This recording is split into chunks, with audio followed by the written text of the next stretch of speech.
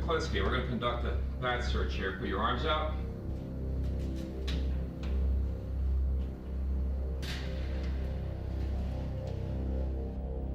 On May 25, 1988, Richard Kuklinski was convicted of multiple murder and sentenced to life imprisonment. This ended 30 years of cold-blooded killing by a master criminal police called the Iceman. Richard Kuklinski is one of the most dangerous criminals we have ever come across in this state. He murdered by guns, he murdered by strangulation, he murdered by putting poison on victims' food. He did all of this at the same time while exhibiting a normal, placid family existence. His wife, his children were uninvolved in his criminal activities.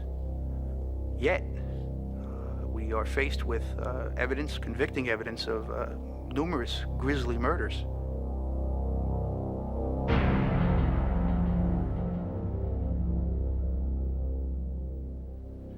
How many people have you killed?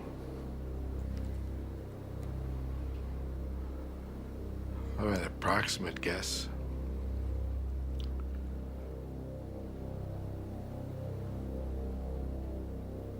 Approximate will go with more than 100.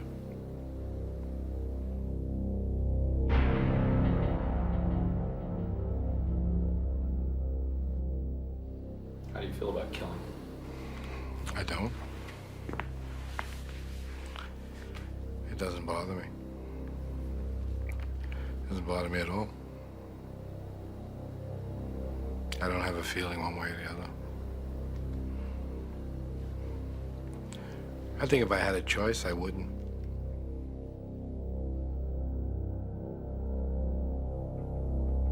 The following program is based on 17 hours of an interview conducted under maximum security at Trenton State Prison.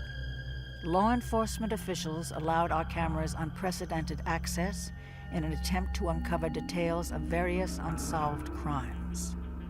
It was also hoped that the interview would help to penetrate the mind of Richard Kuklinski, a mind made for murder.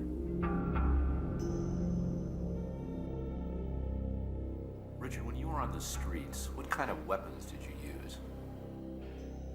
When I was out on the street to do something, I carried 3 guns and a knife. I had a Derringer in each pocket.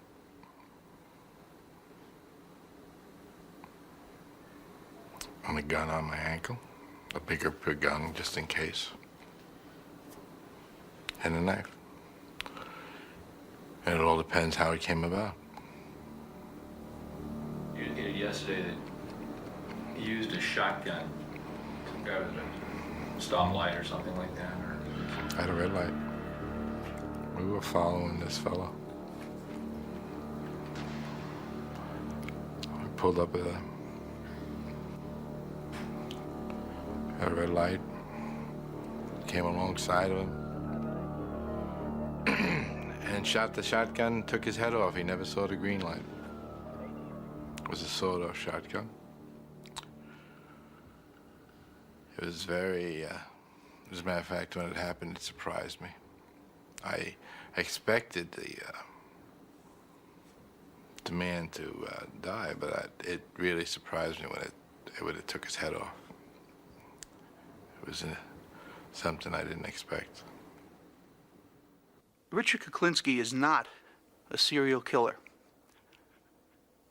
He's not a drug-crazed, wild man running around with a machine gun. He's not a person that is driven by perverse sexual desires. He doesn't drink. He doesn't gamble. All of these things, which many persons that are involved in killing and murders often are motivated by. Richard Kuklinski, instead, is nothing more than a predator on human beings. His motivation is greed, and his method of murder is very varied and very extreme. Richard, I understand that you're an expert at the use of cyanide. How many times did you kill with it? Quite a few. What's the different ways you use cyanide? You could put it in liquid form. You could, person could say, for instance, a person could be in a bar. You bunk into them, possibly by mistake, or say you were intoxicated, spill the drink on them, and leave. Everybody just looks around, thinks you were drunk or that you just had an accident or something, and meanwhile, it's soaking through their clothes, into their pores, and into their system. And eventually, they'll die. I've been in a restaurant where we were eating, and the guy went to the bathroom, and while he was in the bathroom, we put a little boost in his food, and he was rushed to the hospital after that, and he died, and they buried him. I'm not exactly sure what they put on, what they attributed his death to, but you know, it wasn't homicide.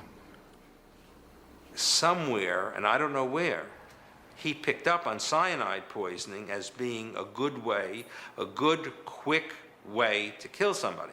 It's such a good way to kill somebody that that's the gas that's used in gas chambers. I mean, cyanide in a gas form, which is similar to cyanide in a being eaten form, kills very quickly. It kills faster than arsenic, faster than strychnine, and it's hard to detect if it isn't specifically looked for.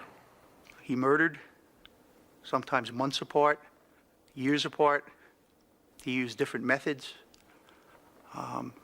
He would go so far as to plan in his crimes the actual deceit of law enforcement. By that I mean he would on occasion murder someone, cut their body, wrap them in layer after layer of plastic bags and material, and then deposit the body many, many miles from the murder scene. What is it to dispose of something? You throw it away. You throw it anywhere. It all depends. If you don't want it found or if you want it found. If you want it found, it doesn't matter, you just leave it there. If you don't want it found, you could take it somewhere. You could bury it. You could put it in a big drum. You put it in the trunk of a car and have it crushed.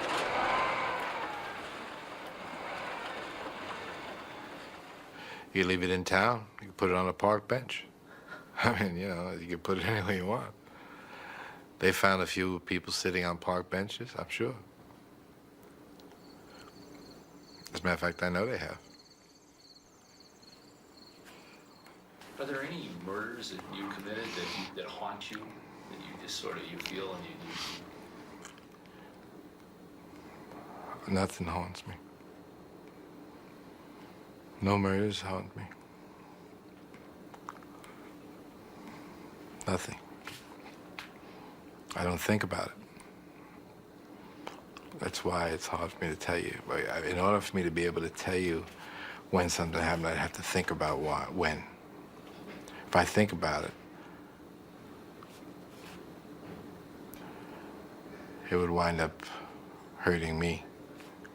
So I don't think about it. If I had a choice, and of course you has already said to me, we all have choices.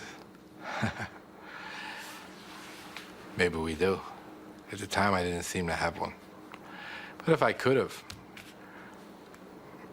I would like to be different than what I am. I would have liked to have been different than what I was, yes. It would be better. It would have been better for me. I would have liked to have had a better outlook on life.